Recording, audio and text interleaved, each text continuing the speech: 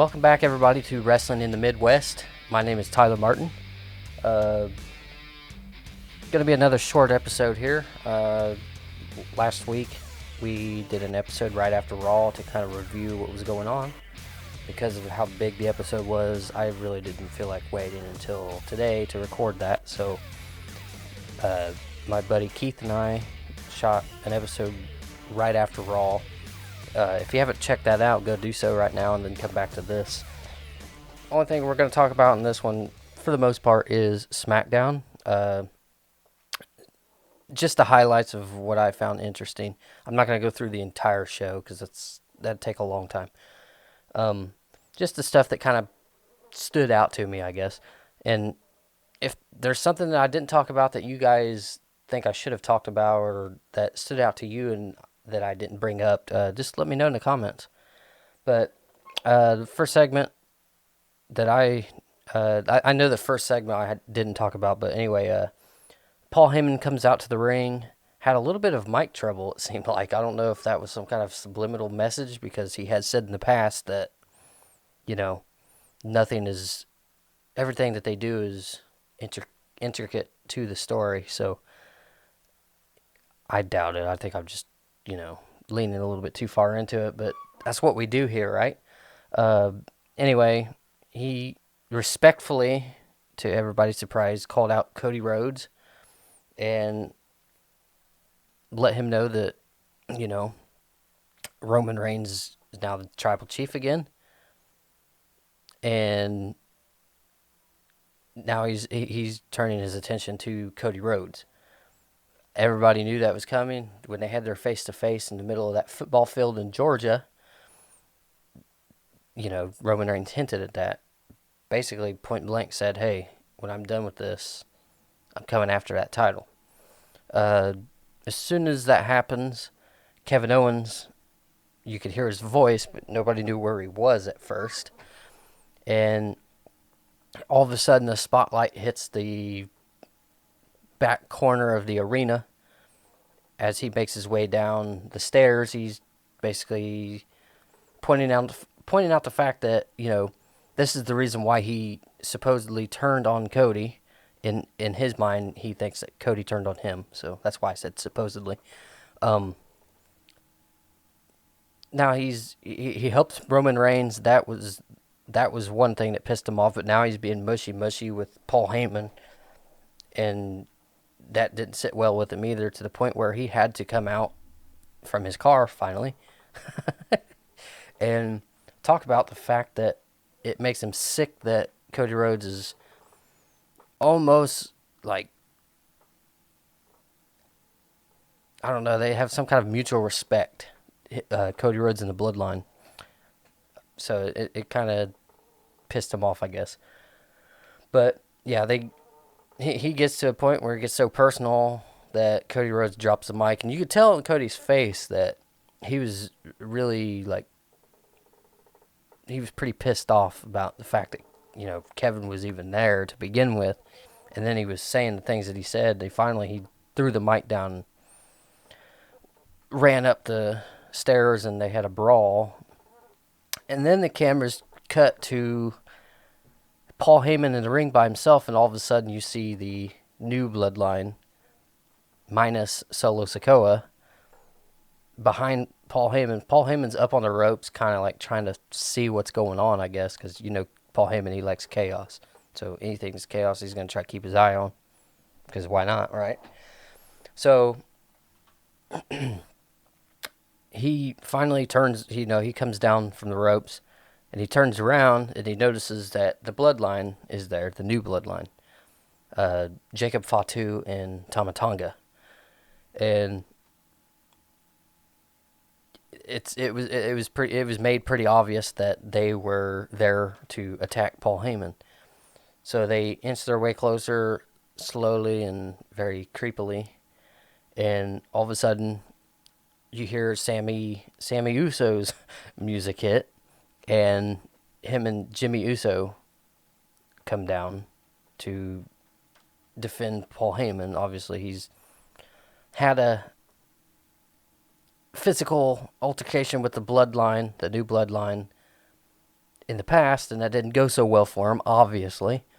But so they fight him off, and then Cody makes his way back by himself. Not sure where Kevin went, but I think there was footage that I haven't seen fully that shows what happened when Kevin Owens and Cody Rhodes fought out the arena and kind of off camera.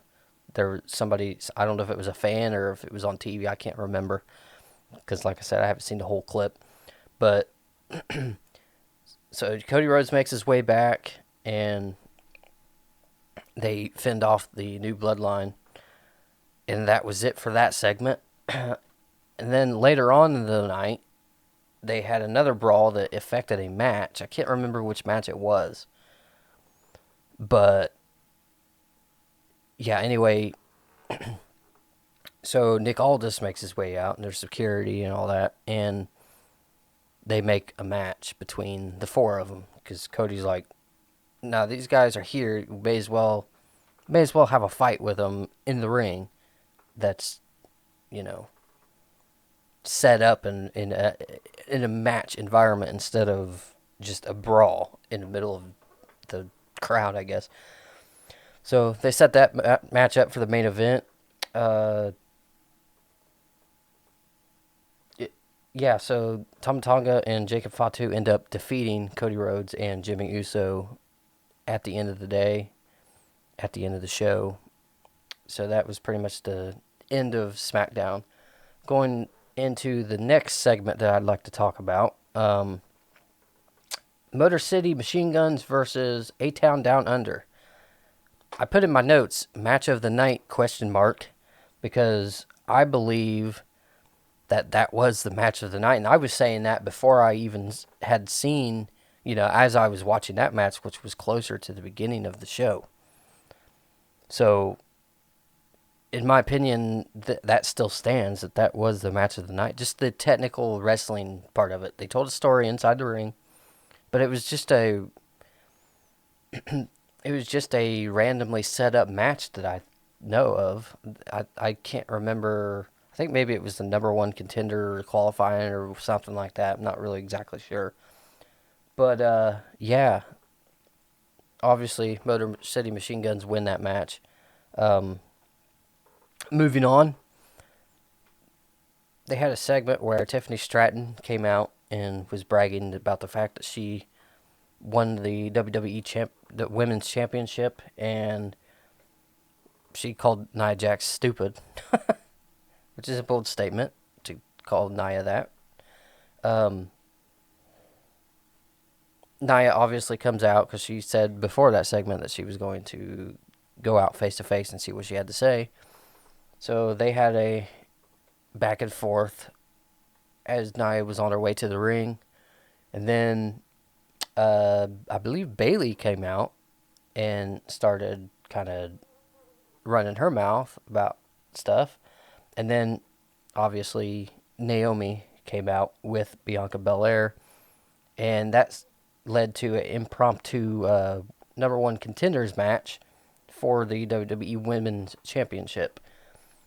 But it was between Nia Jax, Naomi, and Bayley. No, Bianca Belair was in that as well, so it was a triple threat. My bad. Interesting lineup. Obviously, Naomi and Bianca Belair were tag team partners. They're the tag team champions. So it was interesting. It was going to be interesting to see where that went. But at the end of the day,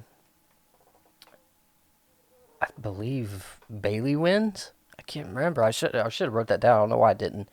But obviously, my prediction for the actual championship match is that Tiffany Stratton will defend successfully. I think it's a little too soon. I think anybody in the right mind could agree. It's a little too soon for Tiffany Stratton to lose if she wants to have a meaningful title reign, unless it's like a back and forth and then she eventually holds it for a while, but I don't see that happening. All right, my laptop was about to die, and I was almost done with the episode, but I didn't want to chance it. But anyway, my prediction for the John Cena thing, like I said in the episode that I've talked about a couple times now, I'm not going to keep seeming like I'm promoting that episode. But John Cena announced that he'll be in the Royal Rumble. I believe he'll be eliminated by Logan Paul, which will lead to a match between the two of them. I think it's possible that Cena could win a world championship of some sort before he retires. But I think to win it that soon, I don't know. I'd like to see him go through some, whatever that's called. I'd like to see him climb the mountain, I guess, instead of just immediately jump right up to... I'm having a hard time talking today for some reason.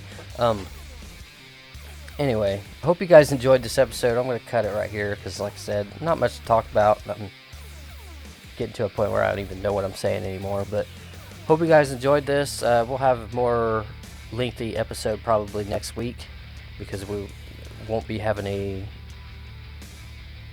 any kind of interruptions until next week as far as emergency episodes or anything like that. Anything that happens tonight on Raw, we will wait until next week to talk about. But anyway, I hope you guys enjoyed this episode. I think that's about it. Have a good one. We'll see you next Monday, y'all.